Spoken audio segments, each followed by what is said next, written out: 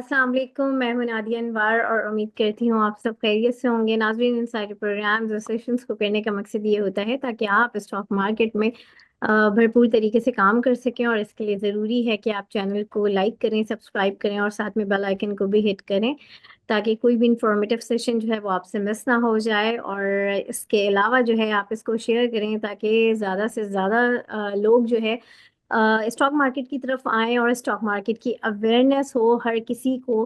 तो जो है इसके लिए ज़रूरी है कि आपने उसको शेयर भी करना है, जो लोग स्टॉक मार्केट से रिलेटेड हैं उनके साथ भी, और जो नहीं है और जो है उनको अवेयरनेस दी जाए ताकि वो भी यहाँ पर आएँ। और इसके साथ ही साथ नाज़रीन, जो है डिस्क्रिप्शन में व्हाट्सएप का लिंक है, आप वो भी ज्वाइन कर सकते हैं ताकि आप हमारे लाइव सेशंस का हिस्सा बन सकें। और इसके साथ ही साथ जो है आप चीज़ों से अपडेटेड भी रहें, और साथ ही साथ जो है पीएसएमयू का प्रीमियम ग्रुप अगर आप ज्वाइन करना चाहते हैं जिसकी एक्सक्लूसिव सर्विसेज हैं ड्यूरिंग मार्केट और ऑफ द मार्केट भी, तो जो है आप वो भी अवेल कर सकते हैं। नीचे नंबर दिया हुआ है बॉटम में, तो वहाँ से जो है आप कांटेक्ट करके प्रीमियम ग्रुप का भी हिस्सा बन सकते हैं। और इसके साथ ही साथ नाजरीन, जो है अगर आप स्टॉक मार्केट में काम करना चाहते हैं और सीख के काम करना चाहते हैं तो इसके लिए ज़रूरी है कि आप जो है फंडामेंटली और टेक्निकल जो है कोर्स में अपने आप को इन्वॉल्व करें ताकि जो है आपको एक बेहतर अंदाज से इन्वेस्ट किस तरह से स्टॉक मार्केट में इन्वेस्ट किया जाए और क्या क्या और किन किन चीज़ों पे और कौन से मेन पॉइंट्स हैं जिन पे आपको नज़र रखनी चाहिए। उसके लिए ज़रूरी है कि आप जो है सीखें। और सीखने के लिए जो है पीएसएमयू आपके लिए लेकर आया है फंडामेंटल और टेक्निकल कोर्स। उसमें जो है हमारे एक्सपर्ट आपको जो है कोर्स के हवाले से जो है गाइड करेंगे, सिखाएंगे और बताएंगे कि किस तरीके से स्टॉक मार्केट में बिना किसी हेल्प के जो है आप खुद ही डिसीजन ले सकते हैं अपने इन्वेस्टमेंट के लिए भी, और दूसरों को भी गाइड कर सकते हैं। और जो है नाज़रीन, आज हमारे साथ मौजूद हैं टॉप लाइन सिक्योरिटीज़ के सीनियर रिसर्च एनालिस्ट, जी हाँ मैं बात कर रही हूँ नशत मलिक साहब की। तो आइए उन्हें वेलकम करते हैं और उनसे बातचीत का सिलसिला आगे बढ़ाते हैं। अस्सलाम वालेकुम सर। वालेकुम सलाम। जी सर। हाँ। सर सबसे पहले तो जो है ये कि एक सवाल आया था तो मैंने कहा कि सबसे पहले मैं इसके हवाले से आपसे ये पूछूं और उसके बाद फिर हम अपने पार्टिसिपेंट्स को मौका देंगे। सर एक न्यू आईपीओ आ रहा है जरिया, उसके हवाले से जो है काफ़ी ये सवालात जो है वो हम तक पहुंचे हैं। लोग जानना चाह रहे हैं, तो थोड़ा सा एक शॉर्ट ब्रीफ जो है उस आईपीओ के हवाले से जो है आप थोड़ा सा बताएं। थोड़ी सी अवेयरनेस जो है, और मैं चाहूंगी कि आप उस आईपीओ के हवाले से हमें दें। जी, जरिया के नाम से आईपीओ आया है। तो वो जो जरिया है वो मैं अगर आसान वर्ड्स में और ब्रीफली डिस्क्राइब करूं तो वो एक ऐसी कंपनी है जिसमें आप ऑनलाइन जाके बहुत सारी कमोडिटीज वगैरह परचेज कर सकते हैं। ऑनलाइन जाके उनकी वेबसाइट भी है, उनकी ऐप भी है। यानी कि अगर आपने अपने अगर आपने अपना घर बनाना है और आपको घर बनाने के लिए सीमेंट की बोरियां चाहिए तो वो आपको वहां से मिल जाएंगी। उसके अलावा और भी बहुत मुख्तलिफ तरह की कमोडिटीज वगैरह वहाँ पे अवेलेबल हैं जो आप ऑनलाइन जाके ऑर्डर कर सकते हैं। तो ये एक जो है वो एक यूनिक एक स्ट्रेटजी और एक मॉडल ये कंपनी लेके आई है कि आप ऐसी कमोडिटीज जो नॉर्मली आपको मे बी एक स्पेशलाइज्ड एरिया में जाना पड़ता था लेने के लिए, तो वो आप जो है वो डायरेक्ट आप ऑनलाइन घर बैठे मंगवा सकते हैं। बहुत सारी चीज़ें, स्टील वगैरह, सीमेंट और भी बहुत सारी कमोडिटीज वहाँ पे अवेलेबल हैं जो आप ऑर्डर करा सकते हैं। और उनका फ्यूचर में प्लान है और कमोडिटीज की तरफ जाने का भी। और अगर उसके अलावा अगर हम देखें तो जो आईपीओ है वो अपने सेक्टर की कंपनीज के मुकाबले में सस्ती वैल्यूएशन के ऊपर आ रहा है। और उसके अलावा ये कि अगर जो उसकी बुक बिल्डिंग हुई है, बुक बिल्डिंग में भी वो जो है ऑलमोस्ट अपने लोअर प्राइस ब्रैकेट के ऊपर ही उसकी प्राइस जो है वो क्लोज हुई है, डिसाइड हुई है। तो यानी कि उसकी प्राइस को के बढ़ने में मार्जिन भी रहता है जब वो ओपन होगा ट्रेडिंग के लिए। तो ये है इसका ब्रीफ ओवरव्यू। सही, बिल्कुल। अच्छा, यहाँ पर जो है हमारे साथ पार्टिसिपेंट्स हैं, आप लोगों के कोई सवाल हैं तो जो है वो काइंडली माइक के थ्रू कीजिए सवाल, क्योंकि जो है इंटरेक्टिव सेशन है। अ, जी, किसी का कोई सवाल है तो अपना सवाल कीजिए प्लीज। जी माजिद साहब, अपना सवाल कीजिए। अस्सलाम वालेकुम जी। अच्छा, वालेकुम। मेरा क्वेश्चन ये था कि आज यूबीएल का रिजल्ट था, फाइनेंशियल रिजल्ट तो बहुत अच्छा आया था और 11 रुपए का डिविडेंड भी दिया उन्होंने। मगर उस पर प्रॉफिट टेकिंग जो है बहुत उसमें हुई। तो उसके ऊपर काइंडली अगर है कोई इससे उसकी न्यूज़, किसकी वजह से, क्या वजह थी, तो वो शेयर कर दीजिएगा।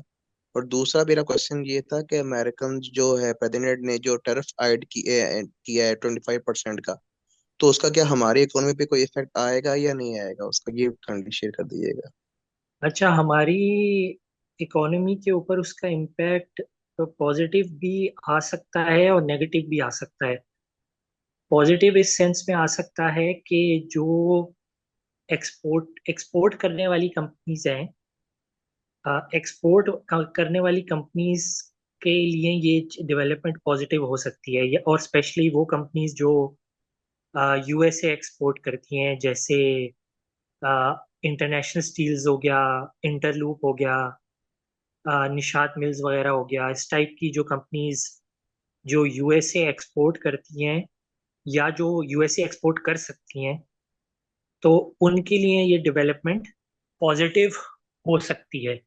क्योंकि जाहिर है, जब चाइना के प्रोडक्ट्स, चाइना, मेक्सिको, कनाडा वगैरह के प्रोडक्ट्स महंगे हो जाएंगे, तो पाकिस्तान जैसी कंट्रीज को बेनिफिट हो सकता है, स्पेशली एक्सपोर्टर्स को। हाँ, वहीं पे ही ये डेवलपमेंट लोकली जो लोग जो है प्रोडक्ट्स बेचते हैं उनके लिए नेगेटिव भी हो सकती है। नेगेटिव इस तरीके से हो सकती है कि अ, चाइना जो है वो अपने प्रोडक्ट्स जो है पाकिस्तान में फिर डंप करेगा। चाहे वो स्टील के प्रोडक्ट्स हों, चाहे वो गाड़ियां हों, चाहे वो कोई और प्रोडक्ट हो। तो अगर चाइना डंप करेगा तो फिर लोकली कंपनीज को उसका काफी नुकसान हो सकता है कि वो डंप्ड जो मटेरियल होगा, जाहिर है वो सस्ता होगा, और लोकली जो कंपनीज हैं उनके प्रोडक्ट्स की डिमांड गिर सकती है। बाकी यूबीएल का जहाँ तक ताल्लुक है, तो यूबीएल में जाहिर है प्रॉफिट टेकिंग इसलिए आई क्योंकि वो काफी चल चुका था। और अगर वो जो है, अगर 40 रुपए तक का, 35 से 40 रुपए तक का डिविडेंड अगले साल भी देता है, तो उसके ऊपर 400 रुपये की प्राइस कोई बहुत ज्यादा अट्रैक्टिव प्राइस नहीं है। अगर ये नीचे आता है तो फिर थोड़ी अट्रैक्टिव प्राइस बनेगी 370 380 की रेंज में। लेकिन अभी इस प्राइस के ऊपर तो कोई बहुत ज्यादा अट्रैक्टिव नहीं लगता 40 रुपए के डिविडेंड के साथ। जी, नेक्स्ट क्वेश्चन। सही। जी रऊफ साहब, आप अपना सवाल कीजिए। अस्सलाम वालेकुम मैम। अस्सलाम वालेकुम सर। जी वालेकुम सलाम। सर, मेरा मेरा क्वेश्चन ये है कि गोरे की बाइंग कब तक एक्सपेक्टेड है, मतलब फॉरनर बाइंग कब तक आएगी सर। और मुझे सदीक टिन प्लेट के बारे में, एसटीपीएल के बारे में तो बता दें सर। शुक्रिया। जी, फॉरेन बाइंग, फॉरेन बाइंग जो है वो है भी और आ भी सकती है गोइंग फॉरवर्ड। असल में थोड़ा सा इशू ये भी है कि फॉरेनर्स ने बैंक्स में बाइंग की, फिर वो एग्जिट कर गए। उसके बाद ये है कि जो फॉरेनर्स होते हैं, फॉरेनर्स ये ऑयल एंड गैस वगैरह टाइप कंपनीज में ज़्यादा इंटरेस्टेड नहीं होते। उसके अलावा अगर हम देखें तो चंद ऐसे स्टॉक्स हैं जिसके अंदर फॉरेनर्स बाइंग कर चुके हैं और वो उनके अंदर होल्ड करके बैठे हुए, स्टिक्ड हैं। और उन्हीं स्टॉक्स में ही फर्दर फॉरेन बाइंग भी आ सकती है।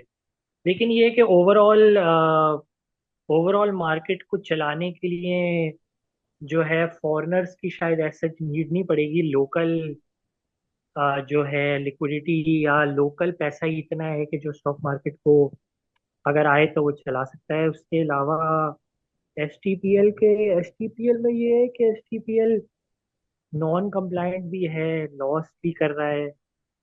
तो स्टॉक ने परफॉर्म किया है, ये देखना पड़ेगा क्यों किया है।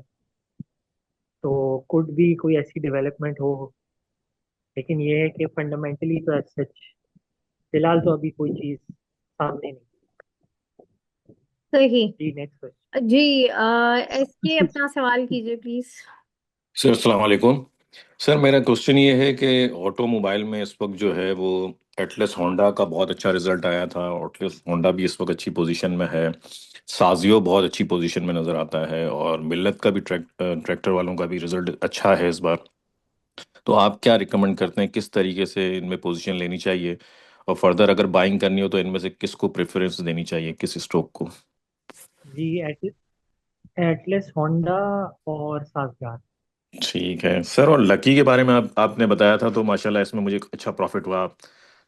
आपको थैंक्स भी करना था मुझे। और दूसरी बात कि फर्दर अगर इसमें बाइंग करनी हो लकी में तो अभी करनी चाहिए या वेट करें? हाँ, मेरे ख्याल से थोड़ा सा नीचे आने का वेट करें। अगर थोड़ा सा नीचे आ जाता है तो फिर लें, वरना ये कि दूसरे ऑप्शन अवेलेबल। ठीक है सर, थैंक यू। जी हसन, अपना सवाल कीजिए प्लीज। जी अस्सलाम वालेकुम सर। मुझे जो है काइंडली एसएसजीसी, पावर सीमेंट और एवीएन, इसका काइंडली ओवरव्यू देते हैं, थैंक यू। पावर सीमेंट का ये है कि और टारगेट प्राइसेस काइंडली बता दीजिएगा। पावर सीमेंट जो है वो 15 रुपए तक जा सकता है। एवीएन जो है वो 65 से 70 तक जो है जाएगा। उसके अलावा ये कि तीसरा स्टॉक आई थिंक आपने पूछा था। एवीएन, एसएसजीसी। नहीं, एवीएन, एसएसजीसी। एसएसजीसी में ये कि अभी थोड़ी सी नेगेटिविटी है बहुत सारी चीज़ों को लेके। लेकिन मेरे ख्याल से इसके जब रिजल्ट्स आएंगे तो फिर बहुत सारी चीज़ें जो है ना क्लियर हो जाएंगी, और ये रिजल्ट्स आने पे मेरे ख्याल से फिर ये एक और रैली मारेगा। रिजल्ट्स जब इसके अभी आएंगे मार्च, इसका मार्च क्वार्टर का, मार्च 2024 का और जून 2024 का, दोनों के रिजल्ट्स अभी नहीं आए, वो आने हैं। तो मेरे ख्याल से तो जब वो आएंगे तो ये फिर से एक रैली करेगा वापस। ओके 40+, 40 से 45 तक की रेंज में इसको जाना चाहिए। Right sir, thank you sir, thank you. जी मोहम्मद उस्मान, अपना सवाल कीजिए। अस्सलाम वालेकुम। जी मेरा सवाल ये था कि फैसल बैंक का जो है कल रिजल्ट है, तो एक्सपेक्टेड डिविडेंड क्या उसमें एक्सपेक्ट कर रहे हैं आप? और सेकंड ये कि साजगार का आपने जो है वो 1600 टारगेट प्राइस बताया है, तो वो कितना टाइम तक वो मतलब कि वो आ सकता है उस प्राइस पे? 1 साल तक। साजगार 1 साल तक फैसल बैंक में डिविडेंड आएगा। जो है फैसल बैंक, जी फैसल बैंक का, खैर मैं फैसल बैंक का पहले बता दूं। फैसल बैंक का 2 रुपये, 2 से 3 रुपए तक का डिविडेंड आ सकता है। उसके अलावा ये अभी इन्होंने क्या सवाल किस स्टॉक के ऊपर किया है सवाल? जी सर, मिल्लत मेरा 673 का बाय है, इसका क्या होल्ड करूं या सेल कर दूं? Thank you. सेल करें, सेल कर दें, सेल कर दें। Thank you. ठीक, थैंक यू जी। जमान, अपना सवाल कीजिए प्लीज। अस्सलाम वालेकुम जी। जी हाँ। अच्छा, ये वालेकुम। मैं पूछना चाहता था कि ये एक तो एनबीपी की बोर्ड मीटिंग कब तक एक्सपेक्टेड है, और सेकेंडली ये कि मेरी एटीज की बाइंग है तो इसको कभी होल्ड करना चाहिए या क्या इसका, या अगर फर्दर मैंने इसको एक्यूमुलेट करना तो लेवल बता दें इसके। एनबीपी की ये है कि आप फर्दर बाइंग तो नहीं करें, लेकिन ये है कि ये 85 से 90 तक की रेंज में चले जाना चाहिए दोबारा। अभी होपफुली डिविडेंड वगैरह ये कर सकता है अनाउंस, होपफुली करेगा डिविडेंड, तो फिर इसमें रैली आ सकती है। लेकिन इसकी बोर्ड बाकी मीटिंग कब तक एक्सपेक्टेड है? हाँ जी, बोर्ड मीटिंग इसकी। इस इसकी इसकी बोर्ड मीटिंग अगले नहीं, महीने में आ जाए। अच्छा, मार्च में आएगी। ठीक है जी, जी जी। चलिए, थैंक यू जी। ओके। जी, किसी और का कोई सवाल है तो वो कर लें प्लीज। जी इसके अपना आपका सवाल है, अपना सवाल करें।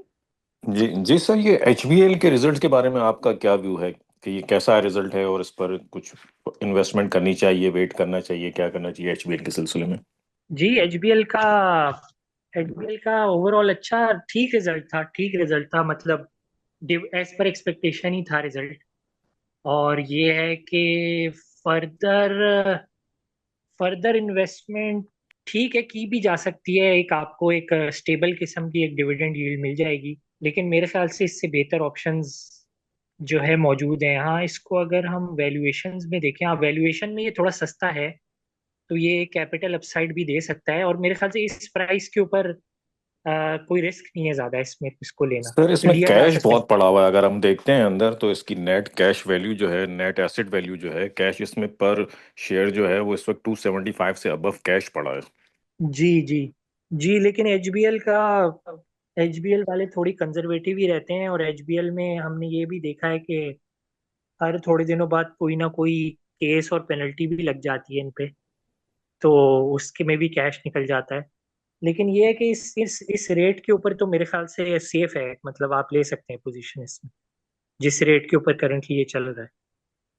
क्योंकि इस रेट के ऊपर आपको 10 से 11% की डिविडेंड यील्ड भी मिल जाएगी। उसके ऊपर ये है कि आपको 15 से 20% का स्टॉक अप्रिशिएशन का भी गेन मिल जाएगा यहाँ से। तो मेरे ख्याल से 20 से 25% तक का रिटर्न आसानी से बन जाएगा इस प्राइस के ऊपर एचबीएल में। ठीक है सर। सर और ये अपना हिलियन और कॉलगेट वगैरह में से क्या बेहतर रहेगा? कोलगेट। कॉलगेट। ठीक है सर, थैंक यू। जी फरहत थैंक फरहत खान, जी सर अपना सवाल कीजिए। ये ओजीडीसी को इस रेट पे बाय करना चाहिए इस वक्त या अभी नहीं करना चाहिए? जी ओजीडीसी आप कर सकते हैं बाय इस रेट। जी अम्माद अपना सवाल कीजिए प्लीज। जी अस्सलाम वालेकुम। मुझे वालेकुम। हबको के बारे में बता दें, क्या टारगेट हो सकता है इसका? जी हप्को का टारगेट 150-160 तक की रेंज में होगा। ठीक, ओके सर, थैंक यू। सही। अच्छा सर, आज जो है हमने बड़ी मार्केट में पॉजिटिविटी देखी, काफी जो है मतलब अगर मैं ये कहूँ कि फरवरी में जो है आज काफी पॉजिटिव थी मार्केट। और तो अब मुझे ये बताएं कि नेक्स्ट इस वीक अब ऑलमोस्ट ये एंडिंग की तरफ है ये वीक, तो क्या देखते हैं जो फर्दर डेज हैं फ्राइडे तक मार्केट को किस तरह से देखने हैं? क्या ये पॉजिटिविटी कायम रहेगी? क्योंकि फरवरी में आज जो है आई थिंक 3 फरवरी के बाद ये दूसरा दिन था जहां जब जो है इंडेक्स ने बड़ा अच्छा परफॉर्म किया और 13 लाख से ऊपर गया। और जो है तो थोड़ा सा इसके हवाले से बताइए कि अब क्या जो है फर्दर आप देखते हैं इस वीक में? इस वीक में एक पॉजिटिविटी ही रहेगी। नेक्स्ट वीक में मे बी थोड़ा सा प्रेशर आया, रोल ओवर वीक है, लेकिन इस वीक में पॉजिटिविटी ही रहेगी आखिरी 2 दिन भी। सही बिल्कुल। और जो है यहाँ पर जो है और सर अब जो है टाइम है टॉप पिक्स का, तो टॉप पिक्स में जो है क्या कहेंगे आप कौन से टॉप पिक्स आप सजेस्ट करेंगे? जी टॉप पिक्स है मेरे एयरलिंक और एटलस होंडा। ठीक है, सही। बहुत शुक्रिया सर नशित आपका, और जो है हमारे साथ जितने भी पार्टिसिपेंट्स यहाँ पे मौजूद थे आप लोगों का भी बहुत शुक्रिया। और जो है इसी के साथ ही मैं आज के सेशन से इजाज़त लेती हूँ। इंशाल्लाह आप लोगों से फिर मुलाकात होगी। तब तक के लिए अल्लाह हाफिज।